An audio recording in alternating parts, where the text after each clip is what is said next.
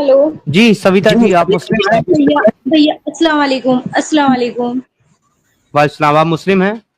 भैया मेरे हस्बैंड मुस्लिम है, मुझे इसी बारे में आपसे बात करनी थी। आप मुझे ले नहीं रहे हैं अपनी लाइफ में, तो मैं कैसे बात कर पाऊंगी, क्योंकि मैं एक ऐसी कश्मकश में फंस चुकी हूँ जिसमें मुझे आप लोगों की सपोर्ट की बहुत जरूरत पड़ेगी। बताइए क्या प्रॉब्लम है आपका? दरअसल मैं एक हिंदू फैमिली से थी। मेरे ओके। साथ में इतना क्या हुआ, मेरे मम्मी नहीं है, पापा नहीं है, भाई नहीं है। तो एक मुस्लिम लड़के ने मुझे सहारा दिया। दुनिया ने तो मुझे नोच-नोच के खाने की सलाह बना ली थी, जो हिंदू फैमिली थी। मेरी खुद की फैमिली ने मेरे साथ में बहुत बुरा किया है।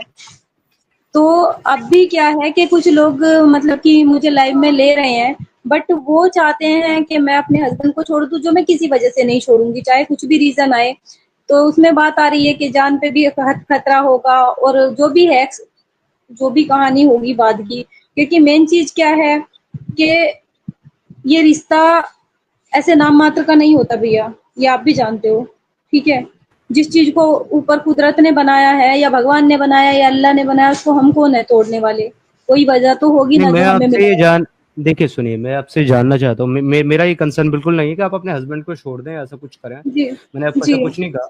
आप यहाँ मेरी स्ट्रीम में आई हैं और आप अपनी परेशानी प्रॉब्लम बता रही हैं। मैं आपसे इतना जी जानना चाहता हूँ कि आप मुझसे क्या हेल्प चाहते हैं, मुझे बस वो बताइए। भैया, मैं ये चाहती हूँ कि जैसे हिंदू लोग मेरे अगेंस्ट कुछ भी बात होगी, तो मैं मुस्लिम लोगों से अपनी बात रख पाऊँ, क्योंकि मुझे मुस्लिम फैमिली ने भी अब तक एक्सेप्ट नहीं किया। 6 साल हो गए हैं मेरी शादी को मेरे हस्बैंड से। ठीक है, आज तक मुझे मुस्लिम लोगों ने भी एक्सेप्ट नहीं किया। आप मुझसे क्या चाहते हैं? मैं जाकर के उनसे एक्सेप्टेंस कराऊँ आपकी? नहीं नहीं नहीं, मैं नहीं, ऐसा नहीं चाहती भैया, बिल्कुल भी ऐसा नहीं चाहती हूँ। लेकिन इन फ्यूचर मुझे कभी आपकी हेल्प की जरूरत पड़े, तो मैं आपकी लाइफ में आके अपनी बात रखना चाहती हूँ मुस्लिम लोगों नहीं के तो सामने। अगर आपको मुझसे कोई हेल्प चाहिए ना, तो the one and only help I can for you sister, वो ये जी है भैया। कि मैं आपके हस्बैंड को, अगर वो अभी भी जी मुस्लिम है, तो जी भैया, उनको वो मैं, मुस्लिम है। हाँ, तो मैं उनको इस्लाम की रियलिटी बता करके इस्लाम से निकालने का काम कर सकता हूँ। और अगर आप नहीं मुस्लिम हो गई हैं तो आपको भी निकालने का काम कर सकता हूँ। इससे अलावा मैं आपकी कोई हेल्प नहीं कर सकता। नहीं नहीं, वो बात आपकी बिल्कुल ठीक है। एक तो भैया मेरा एक खुद का इंस्टाग्राम पे मेरी कहानी पड़ी है। इंस्टाग्राम पे मेरी खुद की कहानी पड़ी है, मेरी आप बीती। ठीक है, बहन, अगर। बहन मेरी बात सुनो। जी भाई। मैं आपसे एक सवाल पूछता हूँ। डू जी यू भाई। लाइक इस्लाम? आप इस्लाम को पसंद करती हैं? बिल्कुल भाई, मेरे हस्बैंड मुस्लिम है, तो मैं इस्लाम को क्यों पसंद नहीं करूंगी। तो बस ठीक है, फिर आपका इलाज मेरे पास नहीं है। आप अपने हस्बैंड के साथ रहिए, और आप जो है उन मुसलमानों को कन्विंस कीजिए आपके बारे में, जिन जो आपको कम्युनिटी पसंद है और जो मजहब आपको पसंद है। नहीं, इसमें मजहब मैं की आपकी बात क्या हेल्प नहीं है। करूंगा? सुनो सुनो सुनो अच्छा भाई। सविता जी, एक एक चीज सुनिए। सॉरी, मैंने आपको थोड़ा बैक स्टेज किया क्योंकि आप सुन नहीं रहे। देखिए मैं, मज, अरे अरे भाई, आप सुन नहीं रहे हो बात।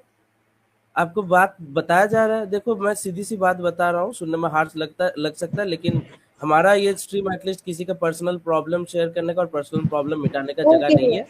आप किसी और स्ट्रीम पे जाके ये सब बातें कीजिए, ठीक है। आपको इस्लाम पसंद है, इस्लाम के पति पसंद है, तो भाई नहीं भाई, ये प्रमोशन करने का जगह नहीं है भाई। आपका कंटेंट आप कहीं और जाके प्रमोट कीजिए। सॉरी सिद्धार्थ भाई।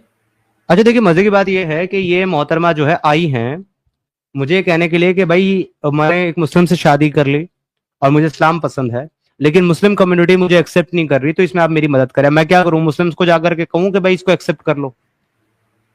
अरे सोशल मीडिया कंटेंट प्रमोशन करने का जरिया है सिद्धार्थ भाई, और कुछ नहीं। इंस्टाग्राम के फॉलोअर्स बढ़े, ये हो वो हो। भाई पता है भाई सिद्धार्थ भाई, ये पूरा ठीक है। मोमेंट को ना कुछ कुछ लोगों ने मतलब सोच के रखा है कि भाई अपना अपना मतलब चीजें के मतलब सिर्फ इस्लाम के नाम पे, हिंदुत्व के नाम पे आके बस ये दोनों वर्ड एक साथ जोड़ के भाई परेशान हूँ, जोड़ के भाई बस अपना मतलब बस कुछ हो जाए। तो ये वो जगह नहीं है। एटलीस्ट मैं यहाँ पे जब तक बैठा हूँ ये सब नहीं होगा भाई, सीधी सी बात है यहाँ पे। साले ये लोग अपना घर परिवार छोड़ के अपने मतलब जान पे जान हथेली पे रख के एक चीज के ऊपर काम कर रहे हैं, और तुम लोग इनके मतलब कंधे पे चढ़ के सोचोगे कि भाई हम अपना अपना मतलब समेट लें। भाई नहीं हो पाएगा ये। समीर भाई, मैं कुछ कह सकता हूँ? जी बिल्कुल, रहमान भाई कहिए।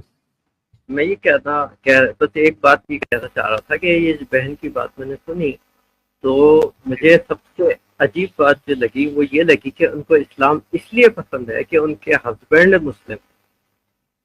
ये कौन सी लॉजिक? और साथ ये देखिए कि ये लड़की, ये बहन जो है वो ये कह रही है कि मैंने अपनी फैमिली को, अपने परिवार को, अपने समाज को अपने मुस्लिम पति से शादी करने के लिए छोड़ दिया, ठीक है, और ना मेरी फैमिली वाले मेरा सपोर्ट कर रहे हैं और ना मुस्लिम कम्युनिटी मुझे एक्सेप्ट कर रही है, अब इसमें मेरी मदद करे। अरे भाई, जब तूने एक इंसान के लिए, एक लड़के के लिए अपने पूरे परिवार को छोड़ दिया, पूरे समाज को छोड़ दिया, तो अब तू उनसे ये उम्मीद क्यों करती है कि वो तुझे एक्सेप्ट करें, बावजूद इसके कि भाई तुम ये कह रहे हो कि मुझे इस्लाम पसंद है। तो जब तुमको इस्लाम पसंद है, तुम्हारा पति पसंद है, तो अपने पति के साथ रहो, अपने मजहब को फॉलो करो। हमारे साथ क्या, हमारे पास क्या लेने आई हो? और क्यों उम्मीद करती हो उन माँ बाप से जिन्होंने तुमको पाल पोस करके बड़ा किया, पढ़ाया लिखा, कामयाब बनाया, और एक दिन तुमने उनको लात मार करके एक मुस्लिम पति का हाथ थाम करके तुम चली गई, और अब तुम ये दुखड़ा रो रही हो कि वो मुझे एक्सेप्ट नहीं कर रहे, मुझे पसंद नहीं कर। क्यों करेंगे तुमको एक्सेप्ट? जब तुमने उनकी इज्जत नहीं रखी, जब तुमने उनकी परवरिश का मान नहीं रखा, जब तुमने उनका सम्मान नहीं रखा, जब तुमने उनके दिल को दुखाया, तो वो तुम्हें क्यों एक्सेप्ट करें? और ये तुम्हारे लिए सबक है, इबरत है, सजा है तुम्हारे लिए कि तुम जिस कम्युनिटी में गई हो उस कम्युनिटी के लोग अब तुमको एक्सेप्ट नहीं कर रहे हैं। You deserve it. मेरे को सबसे फनी क्या लगा सिद्धार्थ भाई, वो बोल भी किससे रही है, ऐसे पर्सन से जो सही होने के बावजूद भी अपने परिवार से कभी एक्सेप्टेंस नहीं मांगा कभी भी लाइफ में। मैं आपकी बात कर रहा हूँ सिद्धार्थ भाई, आप अपने मोरल ग्राउंड से सही होने के बाद भी कभी एक्सेप्टेंस नहीं मांगे कि आपके फैमिली आपको एक्सेप्टेंस दे दे। मैंने कभी अपनी फैमिली को ये नहीं बोला कि तुम इस्लाम छोड़ दो, ये तक नहीं बोला। ओ भाई, क्योंकि मुझे पता है कि मैं जिस चीज के लिए काम करता हूँ मृत्यु भाई, वो सिर्फ और सिर्फ एक्सट्रीमिज्म है, नफरतें हैं, एक दूसरे के प्रति जो है वो एक दूसरे के अकीदे की डिसरिस्पेक्ट है। जब मुझे पता है मेरी फैमिली, मेरे माँ बाप ये काम नहीं करते, वो दूसरों से नफरत नहीं करते। मेरे फादर तो जाकर के होली दिवाली में भांग के पकौड़े खा लेते हैं, उनके साथ फेस्टिवल मनाते हैं, उनके साथ मिठाइयां खा लेते हैं, तो उनके अंदर तो ये चीज है ही नहीं, नफरतें है ही नहीं। तो फिर भाई मुझे क्या जरूरत है मेरी फैमिली वालों को इस्लाम से निकालने की? वो तो पहले ही एक्सट्रीमिज्म से निकले हुए हैं। अब अगर मैं एक्स मुस्लिम होने के बाद अपनी फैमिली को नहीं कहता कि तुम इस्लाम छोड़ो या उसको बुरा मानो, अगर जब तुम्हारे अंदर एक्सट्रीमिज्म नहीं है, तो भाई ये मुझसे शिकायत कर रही है डेफिनेटली। अच्छा मृत्यु भाई, नाइस पॉइंट। नहीं जले पे सिद्धार्थ भाई, मेरे को सीरियसली बहुत बोलूं, ये सब चीजें ना आपके जले पे नमक जैसा लगता है और मेरे को बिल्कुल भी टॉलरेट नहीं है। सिचुएशन कुछ भी, खास करके मैं सुनता सब कुछ ये करता, लेकिन जब एक बंदा अपने मुंह से बोल रहा है कि उसको इस्लाम पसंद है, इस्लाम के मानने वाले पसंद है, भाई तो ये तो जगह नहीं है ना। मैं तब तक चुप था, मैं लग रहा था जेन्युइन इशू है, हो सकता है प्रॉब्लम लोगों के लाइफ में। देखो मेंटल हेल्थ मेरे लिए बहुत जरूरी है, ताकि मैं चाहे मैं उनको जानूं या ना जानूं, क्योंकि मैं गुजरा हूं इस दौर से। लेकिन भाई अगर उसी जुबान से तुम बोल रहे हो तुमको इस्लाम पसंद है, इस्लाम के मानने वाले पसंद है, तो भाई हमारा ये प्लेटफॉर्म तो है ही नहीं उसके लिए सिद्धार्थ भाई। और आपके जले में नमक जैसा काम जो करेगा सिद्धार्थ भाई, जेन्युइनली भाई बहुत बुरा फील होता है मुझे। ये अंदर तक भाई मतलब आग बबूला हो जाता हूँ, पता नहीं क्यों।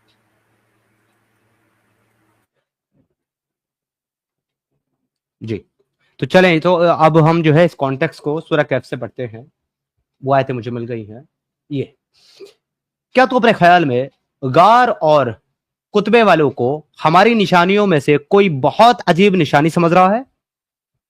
उन चंद नौजवानों ने जब गार में पनाह ली तो दुआ की, ऐ हमारे परवरदिगार, हमें अपने पास से रहमत अता फरमा और हमारे काम में हमारे लिए राहयाबी को आसान कर दे।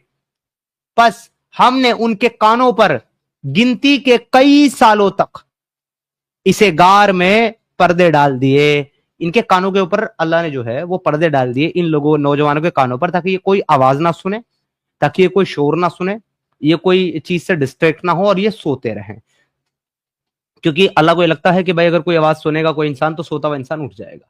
तो फिर हमने उन्हें उठा खड़ा किया और हम ये मालूम कर लें कि दोनों गिरोह में से इसे इंतहाई मुद्दत को जो उन्होंने गुजारी किसी ने ज्यादा याद रखी है। किसने ज्यादा याद रखी है? हम उनका सही वाकया तेरे सामने बयान फरमा रहे हैं। ये चंद नौजवान अपने रब पर ईमान लाए थे और हमने उनकी हिदायत में तरक्की दी थी। हमने उनके दिल मजबूत कर दिए थे जबकि ये उठ खड़े हों और कहने लगे कि हमारे परवरदिगार तू वही है जो आसमानों जमीन का परवरदिगार है। नामुमकिन है कि हम इसके सिवा किसी और माबूद को पुकारें, और अगर ऐसा किया तो हमने निहायत ही गलत बात की। यही हमारी कौम जिसने इसके सिवा और माबूद बना रखे हैं, उनके खुदा की ये कोई साफ दलील क्यों पेश नहीं करते। अल्लाह पर झूठ अवतार बांधने वाले हैं और ज्यादा जालिमों में से हैं। जबकि तुमने इनसे और अल्लाह से उनके माबूदों से किनारा कशी हो गई, तो अब तुम किसी गार में जा बैठो। तुम्हारा रब तुम पर अपनी रहमत फैला देगा और तुम्हारे लिए तुम्हारे काम में सहूलत मुहैया कर देगा। तो इनको अल्लाह ने कहा कि तुम जाकर गांव में बैठ जाओ। आप देखेंगे कि आफताब बावक्त तुलू उनके गार से दाईं जानिब को झुक जाता है और बावक्त गुरूब के उनके बाईं जानिब कतर जाता है, और वो इस गार के कुशादा जगह में है। ये अल्लाह की निशानियों में से है। अल्लाह ताला जिसकी रहबरी फरमाए और वो राह रास्त पर है, और जैसा कि जिसे गुमराह कर दे, नामुमकिन है कि आप उसको कोई कारसाज और रहनुमा पा सकें। तो यहाँ पर इस आयत के अंदर एक और इलॉजिकल आर्गुमेंट दिया जा रहा है कि जब सूरज उनके ऊपर गुरूब होता है तो वो उनकी गार के ऊपर रोशनी नहीं डालता, वो दाईं तरफ की तरफ झुक जाता है, तो उसकी रोशनी दाईं तरफ जाती है, उस तरफ आती ही नहीं जिस तरफ गार है। और जब तुलू होता है तो वो बाईं तरफ झुक जाता है, तो उसकी रोशनी उनके ऊपर नहीं आती, तो जिससे उनको सूरज की रोशनी भी नहीं मिलती, जिससे उनकी आंख खुले रोशनी की वजह से। वाह वाह वाह। अब ख्याल करते कि वो बेदार हैं, हालांकि वो सोए हुए थे। खुद हम ही उन्हें दाएं बाएं करवट दिला रहे थे, यानी कि अल्लाह खुद उनको करवट दिला रहा था। उनकी ताक भी चौखट पर अपने हाथ फैलाए हुए थे। अगर आप झांक कर उन्हें देखना चाहें तो जरूर उल्टे पांव भागकर खड़े होते और उनकी रौब से आप पर दहशत छा जाती। इस तरह हमने उन्हें जगाकर उठा दिया कि आपस में पूछ कुछ कर लें। एक कहने वाले ने कहा कि क्यों भाई, तुम कितने देर ठहरे रहे, यानी कि तुम कितनी देर तक सोते रहे। उन्होंने जवाब दिया, 1 दिन या 1 दिन से भी कम। कहने लगे, तुम्हारे ठहरे रहने का बखूबी इल्म अल्लाह ताला ही को है। अब तो तुम अपने में से किसको अपने ये चांदी दे करके शहर भेजो, वो खूब देखभाल करके शहर का कौन सा खाना पाकीज़ातर है उसको लेकर के आए, यानी कि इनको तुम पैसा दो, चांदी वादी दो, तो ताकि बाजार में जाए, शहर में जाए और वहां से खाना लेकर के आए। फिर इसमें से तुम्हारे खाने के लिए ले आए और वो बहुत एहतियात और नरमी बरते और किसी को तुम्हारी खबर ना होने दे, यानी किसी को पता चलने दे कि तुम खाना किसके लिए ले जा रहे हो। अगर ये काफिर तुम पर गलबा पालें तो तुम्हें संसार कर देंगे, यानी कि तुम्हें पत्थर मार के मार देंगे, या तुम्हें फिर अपने दीन में डाल लेंगे और फिर तुम कभी भी कामयाब ना हो सकोगे। इसलिए तुम उनको अपनी खबर मत देना। हमने इस तरह लोगों को उनके हाल से आगाह कर दिया कि वो जान लें कि अल्लाह का वादा बिल्कुल सच्चा है और कयामत में कोई शक व शुबा नहीं है। जबकि वो अपने अम्र में आपस में इख्तलाफ कर रहे थे, कहने लगे कि उनके गार पर एक इमारत बना लो, उनका रब ही उनके हाल को ज्यादा इल्म है। जिन लोगों ने उनके बारे में गलबा पाया वो कहने लगे कि हम तो उनके पास इस पास से मस्जिद बना लेंगे।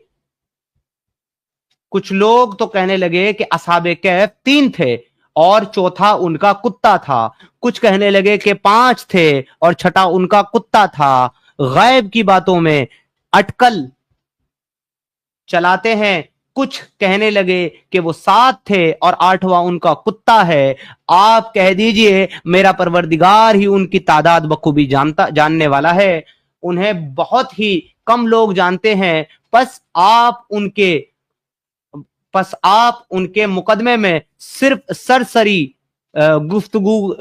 गुफ्तगू करें और उनमें से किसी से उनके बारे में पूछगछ ना करें और हरगिज किसी काम पर यूं ना कहना कि मैं इसे कल करूंगा, मगर साथ ही इंशाअल्लाह कह लेना। और जब भी भूलें अपने परवरदिगार की याद कर लेना और कहते रहना कि मुझे पूरी उम्मीद है कि मेरा रब मुझे इससे भी ज्यादा हिदायत के करीब की बात की रहनुमाई करेगा। सो सर, ये है कुरान के नैरेटिव में असहाबे कहफ का किस्सा जो मैंने आपके सामने कुछ आयतों से रखा।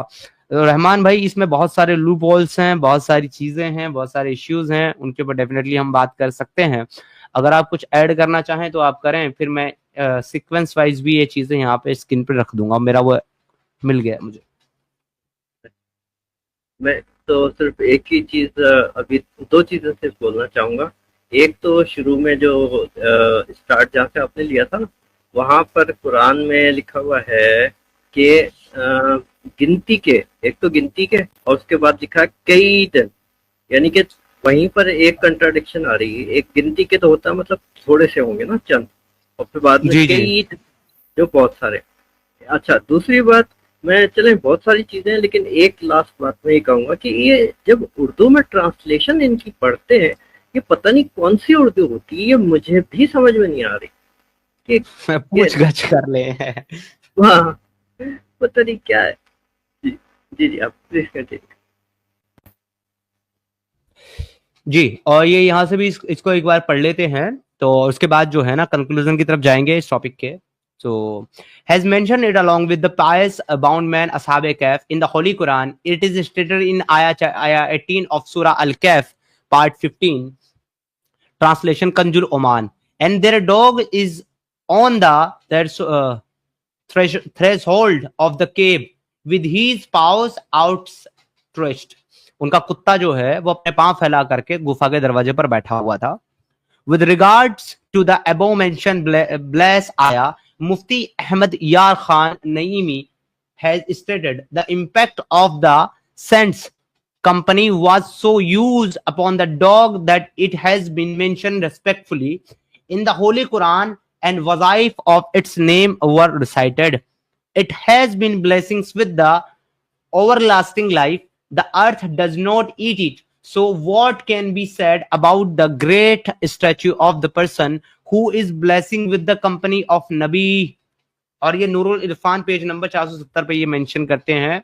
इसके अलावा नीचे है, if a dog rushes barking of attack you, recite the same Quranic words, it will not be able to harm you. यानी कि अगर कोई कुत्ता तुम्हारे ऊपर हमला कर दे तो तुम कुरान की ये जो आयत है इसको अगर रिसाइट करोगे तो भाई साहब वो आपको काटेगा नहीं, आपको जो है हार्म नहीं पहुंचाएगा। ये एक टोटका भी इन्होंने यहाँ पर बयान किया हुआ है। तो रहमान भाई, जो आज का हमारा टॉपिक है उसमें 3 सवाल है यहूदियों के और उनकी किताब से हैं वो, और रसूलुल्लाह के जवाब हैं। तो ये जो 3 असहाबे कहफ हैं, सॉरी आई मीन ये जो असहाबे कहफ है, इनकी 3 की तादाद नहीं है, पता नहीं कितनी है, अल्लाह ने बताया नहीं, अटकलें लगाई हैं बस। लेकिन ये रोमन एम्पायर के अंदर थे और Roman empire was Christian. Am I right? जी। तो सर, जब यहूदी अपनी किताब Hebrew Bible the book of Daniel से सवाल पूछेंगे तो साहब वो यहूदी नौजवानों के बारे में पूछेंगे या फिर वो क्रिश्चियन नौजवानों के बारे में पूछेंगे, जबकि उस वक्त तक ईसा अलैहिस्सलाम भी नहीं आए हैं, तो क्रिश्चियन कहाँ से आएंगे? हाँ, तो वो तो ज्यूज से पूछेंगे। मेरे लॉजिक तो ये कह रही। बिल्कुल ज्यूज से पूछेंगे, जब एग्जिस्ट नहीं करते क्रिश्चियन अभी तक, तो क्रिश्चियन के बारे में पूछेंगे क्यों? लेकिन रसूल अल्लाह जिन नौजवानों का जिक्र करके बता रहे हैं उनको वो क्रिश्चियन है। सबसे बड़ा लूप होल एक ये है। दूसरी बात यह है कि उनके, अगर आप किसी किताब से सवाल लेते हैं तो उस सवाल का जवाब आपको उसी किताब में मिलता है। तो Hebrew Bible the book of Daniel की जो बुक है, बुक ऑफ राइटिंग, उसके अंदर से ये सवाल आते हैं, ये किस्सा आता है, और वहां पर जिन 3 नौजवानों का किस्सा बयान किया गया उसको मैं ऑलरेडी पहले दिखा चुका हूं कि ये वो 3 नौजवान हैं सैदराख, मिशाक और अब्दनेगो, जो कि ज्यूज हैं, जो किंग नेबुचडनेस्सर के जमाने में थे, और वो वहां से माइग्रेट कर गए थे क्योंकि नेबुचडनेस्सर अपनी गोल्डन इमेज बना करके उनसे उसके सामने इबादत और वर्शिप करने के लिए उनको मजबूर कर रहा था। तो सर ये 2 सवालों के जवाब हैं आज के इस कंक्लूजन में। और तीसरा सवाल जो है कि उस नौजवान का वाकया बताना है जो मगरिब मशरिक में हो आया था, तो कुरान की चैप्टर नंबर 18 की कैफ के अंदर ही जो है जुल्करनैन का किस्सा इन्होंने बयान किया है। अगले पार्ट में हम जो है जुल्करनैन को बेनकाब करेंगे और इनको बताएंगे कि वो आदमी असल में कौन है जो मगरिब मशरिक का सफर करके आया है, जो कि जुल्करनैन नहीं हो सकता क्योंकि जुल्करनैन के साथ उसके एट्रीब्यूट मैच नहीं करते। जी। लेकिन अभी जो मैंने पेशकश की है उससे एक बात तो क्लियर हो गई है कि भाई ये सवाल और इन सवालों के जवाब वो दोनों गलत हैं। और अगर मोहम्मद साहब एक भी सवाल का जवाब गलत देते तो फिर वो नबी नहीं हो सकते, क्योंकि इब्ने कसीर साहब ने खुद अपनी तफसीर के अंदर ये बात लिखी है कि भाई उन यहूदियों ने उन लोगों को ये कहा था कि अगर वो लोग मतलब मोहम्मद साहब से जाकर के 3 सवाल पूछो, अगर वो तुम्हारे सवालों के सही जवाब नहीं देते हैं तो इसका मतलब वो झूठे नबी हैं और उनको जो है आप उनके साथ जो चाहो वो कर सकते हो। तो देखिए सर, जवाब तो रसूलुल्लाह ने नहीं दिए उनके सवालों के, और जवाब 15 दिन बाद दिए और वो भी गलत दिए। तो फिर वहां के मुशरिकीन मक्का, कुफ्फारे मक्का और यहूदी मोहम्मद साहब को अपना नबी क्यों मानते सर? बिल्कुल दिमागी अपंगता, ये दिमागी अपंगता सर। हाँ बिल्कुल। और बड़ा आंसर तो फिर इतना बड़ा हो जाएगा कि बहुत सारी स्ट्रीम्स निकल जाएंगी। बिल्कुल सर, बिल्कुल। अब देखिए ये इब्ने कसीर है, चैप्टर नंबर 18 की वर्स नंबर 1 की तफसीर है। इसमें जो है उनका जिक्र किया गया है, मैं आपको दिखा देता हूं। अंदाज़ा क़िरात, ये कौन सी खोल दी मैंने? अच्छा सॉरी, मैंने फातिहा खोल रखी है।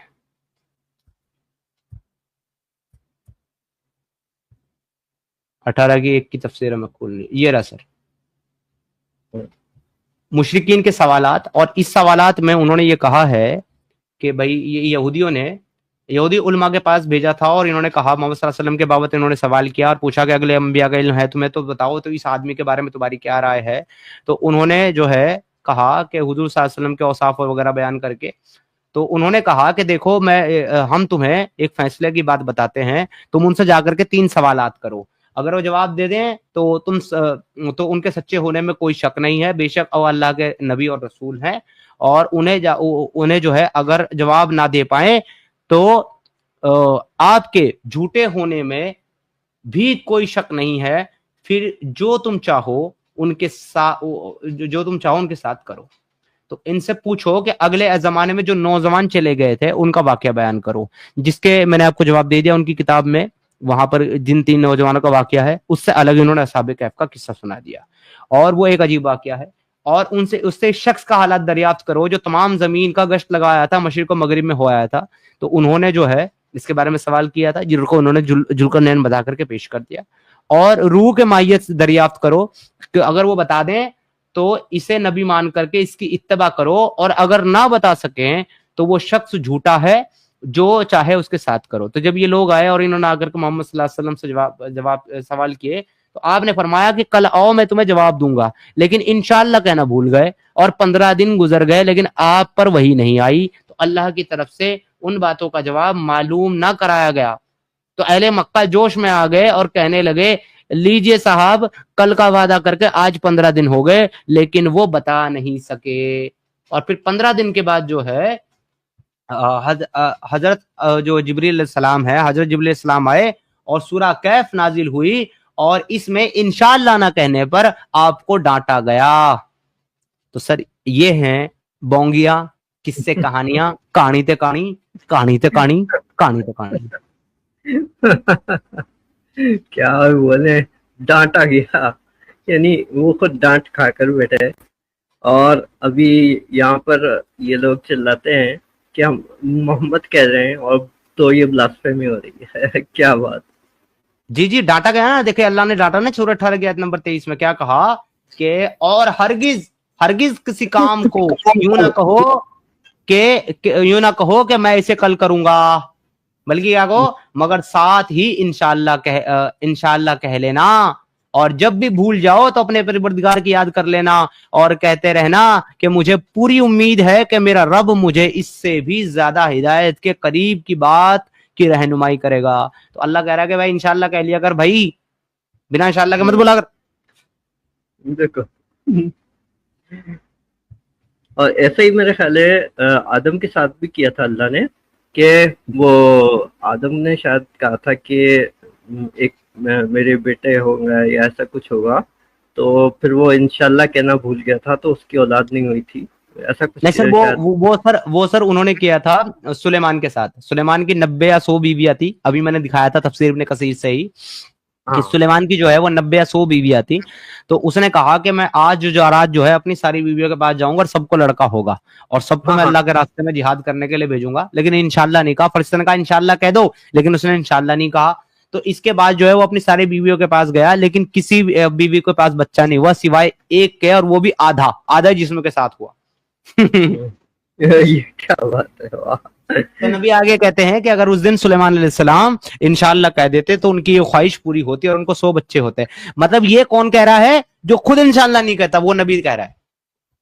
बिल्कुल बिल्कुल, यही तो मजे की बात है। और आखिरी नबी जो जिसके बारे में अफवाह उड़ी हुई है और कोई हदीस वगैरह भी नहीं है, वो ये कहते हैं कि जब आदम को जमीन पे उतारा गया था तो उसने ऊपर आसमान की तरफ देखा तो उसको वहां पे लिखा हुआ नजर आया, ला इलाहा इल्लल्लाह मुहम्मद रसूलुल्लाह। अब ये जब मोहम्मद का वजूद ही नहीं था, कुछ भी नहीं था उस पे, तो क्या ही बोल सकते हैं। अच्छा, ये जो खातून आई थी अभी सविता नाम से, ये कह रही है हिंदू हो भाई तुम सब। चलो हम तो हिंदू हैं, मुसलमान हैं, एक्स मुस्लिम है, जो भी हैं, लेकिन बहन, मैंने तुमको बहन कहा क्योंकि हम बहनों को इज्जत देते हैं, पर जिस तरह का तुम्हारा काम है ना, जिस तरह की तुम्हारी बातें और हरकतें हैं, तो तुम तो वेरीफाइड डंगर हो। हम तो हिंदू हैं पर तुम वेरीफाइड डंगर हो। इसकी कहानी सुनी आपने रहमान भाई? हाँ जी जी, वो आपने अभी जो थोड़ी देर पहले वो आई थी वही ना? हाँ वही वो कह रही है तुम हिंदू हो। हाँ तो हम कुछ भी हैं, बात ये है कि आप क्या हो ये तो डिसाइड करना। कह रही है मैं हिंदू हूँ, तुम्हें इस्लाम पसंद है और तुम हिंदू हो। इस्लाम पसंद, तुम्हारा पति, तुम्हारा देखिए, इनका पति मुसलमान है, इनके माँ बाप हिंदू हैं, इनको इस्लाम पसंद है, लेकिन ये हिंदू हैं। तुम्हारे भाई, तुम्हारे जैसे हिंदू होने से अच्छा तो यह है कि तुम मुसलमान बन जाओ, ज्यादा अच्छी रहोगी। एग्जैक्टली। कम से कम एक तरफ तो होगी, बीच में लटकी हुई हो तुम, 2 कश्तियों पे चल रही हो, तुम्हारा तो डूबना तय है। मैं यहाँ पे थोड़ी सी और आगे बात थोड़ी सी ये भी कहूंगा कि घर की गंदगी में गंदे हो जाओ वही ठीक है, लेकिन अपनी गंदगी को बाहर ना लाओ, कम से कम एटलीस्ट हम पे दया करो। जब तुमने अपने माँ बाप को छोड़ दिया, उनके मजहब को छोड़ दिया, उनकी परवरिश को लानत भेज दी, और तुमने एक आदमी के साथ, इस्लामी आदमी के साथ तुमने रिश्ता कायम कर लिया, तो अब एक तरफ हो जाओ ना घर का ना घाट का। ऐसा हाल क्यों कर रही हो अपना भाई बहन, क्यों ऐसा कर रही हो तुम? एक तरफ चली जाओ, या तो मुसलमान बन जाओ अगर तुम्हें इस्लाम पसंद है, फिर अपने आप को हिंदू मत कहो। और अगर आपको इस्लाम पसंद नहीं है और आपको हिंदुइज्म पसंद है, तो फिर अपने हस्बैंड को हिंदुइज्म में लेकर के आओ, सनातन में लेकर के आओ। काहे 2 तरफ चल रही हो? हमें आपके जैसे डबल स्टैंडर्ड लोगों की जरूरत नहीं है, दुनिया में किसी को भी नहीं है। आपको जो रहना है वो रहो, लेकिन हमारी स्ट्रीम पर आकर के जो है ना, अपना ये एजेंडा प्रोपोगेट मत करो कि तुम क्या हो और तुम्हारी जिंदगी में क्या है। तुम्हारी मदद, तुमने कहा मेरी मदद करो, जब जिस चीज में, तुम्हारी मदद अगर मैं कर सकता हूँ तब भी नहीं करूंगा। सीरियसली बता रहा हूं, नहीं करूंगा मैं, क्योंकि मैं उस इंसान की मदद क्यों करूं जो अपने माँ बाप का नहीं हुआ, अपने धर्म का नहीं हुआ, अपने समाज का नहीं हुआ। वो मेरा क्या होगा? मैं तुम्हें अच्छे इंसान की वजह से मैं तुम्हें बहन कह रहा हूं, लेकिन सच तो यह है कि तुम मेरी बहन कहलाने के लायक नहीं हो, क्योंकि जब तुम अपने भाइयों की बहन नहीं रही, अपने बाप बाप की बच्ची नहीं रही, तो मेरी बहन कहां से बनोगी? अच्छा, अब अभी मैं एक छोटी सी अपनी बात रखता हूँ, कोई पर्सनल बात नहीं करूंगा, लेकिन मैं अपनी बात रखता हूँ और बगैर कुछ मेंशन किए वो ऐसा है कि मैं जब भी सनातन की तरफ आया, मैं कोई उसका वो नहीं कर रहा कि कब आया या क्या, कोई ऐसी बात नहीं कर रहा, क्योंकि जब भी आया ना तो तब आया जब पहले मैंने अपने घर परिवार, इसमें भी मैं ज़्यादा क्लियर बात नहीं करूँगा, मैं जब तक अपने घर परिवार को मैंने कन्विंस नहीं किया तब तक मैं ना तो स्ट्रीम्स स्टार्ट की मैंने, ना ही जो है वो इस तरह का कोई एक्टिविटी की। तो मेरा बस पता नहीं ये बात रिलेवेंट है कि नहीं है जी।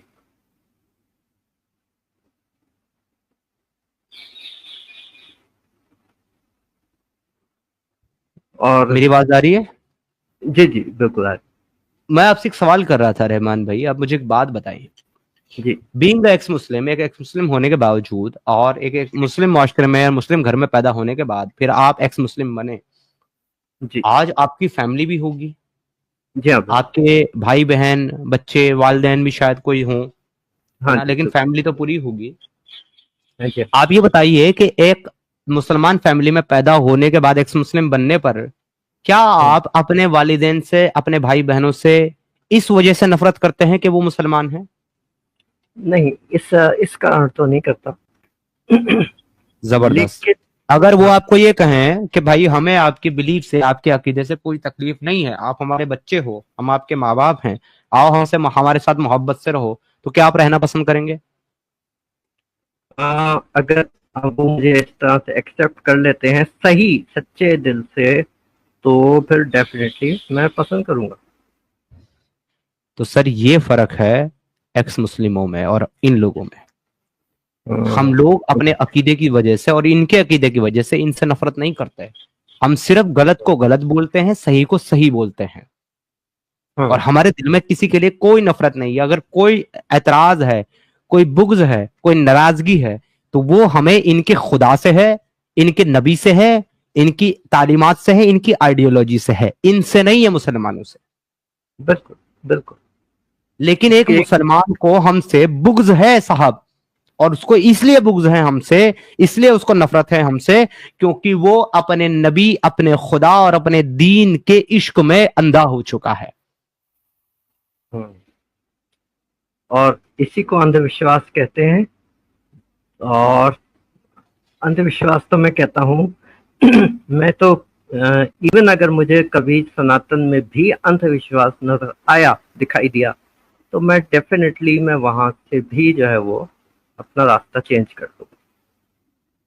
बिल्कुल बिल्कुल जी। राजपूत भाई कह रहे हैं ये सविता जैसी लड़कियां फ्रिज और बैग में ही अच्छी लगती है मुझे तो। आप देखिए, बात यह है कि हम ऐसा नहीं चाहते कि किसी इंसान के साथ ऐसा सलूक हो, या किसी इंसान की को इस तरीके से तकलीफ पहुंचाई जाए, या उसकी जिंदगी को इस तरीके से ले ले। इसको हम क्रिटिसाइज करते हैं, ये बुरा अमल है। लेकिन इस तरह की सोच वाली लड़कियां एक्चुअल में अपने एट्रीब्यूट से, अपने एक्ट से, अपने कामों से, अपने अमल से ये डिजर्व करती हैं राजपूत भाई, ये डिजर्व करती हैं, दैट डिजर्व इट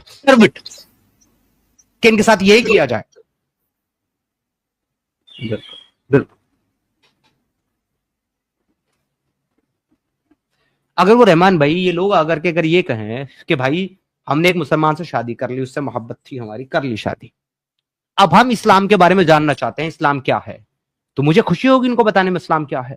अगर ये कहती है कि हमारा हस्बैंड जो है वो पक्का सच्चा मुसलमान है और तुम इस्लाम की बुराई कर रहे हो, आप उसको साबित करो इस्लाम गलत है, तो हम कहेंगे ठीक है, अपने हस्बैंड को लेकर आओ, हम इससे बात करेंगे।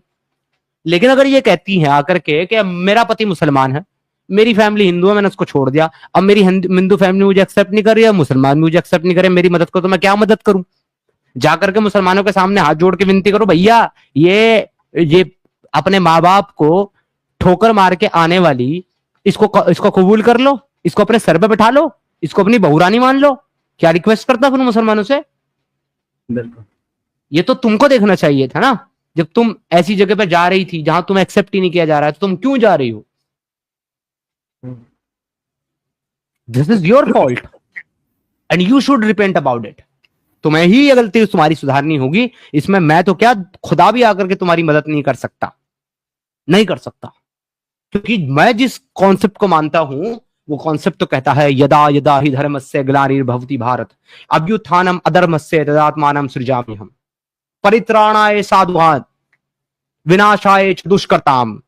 तो वो तो साधुओं की रक्षा करता है ईश्वर, और दुष्टों का नाश करता है ईश्वर। और साधु वो है जो धर्म को धर्म और अधर्म को अधर्म माने, और दुष्ट वो है जो अधर्म करे या अधर्म करने वालों का साथ दे। तुम तो दुष्ट हो, तुम्हारे तो विनाश के लिए भगवान आ सकता है, तुम्हारी रहनुमाई के लिए भगवान नहीं आ सकता। तुम दुष्ट हो। और मैं साथ में ही ये श्लोक भी एक आगे भी बोलूंगा कि धर्म संस्थापना था संभवामि युगे युगे। बिल्कुल सर, बिल्कुल। धर्म की स्थापना, देखिए हमारे टॉपिक से थोड़ा सा अलग हो जाएगा, लेकिन जब बात ये चल रही है इस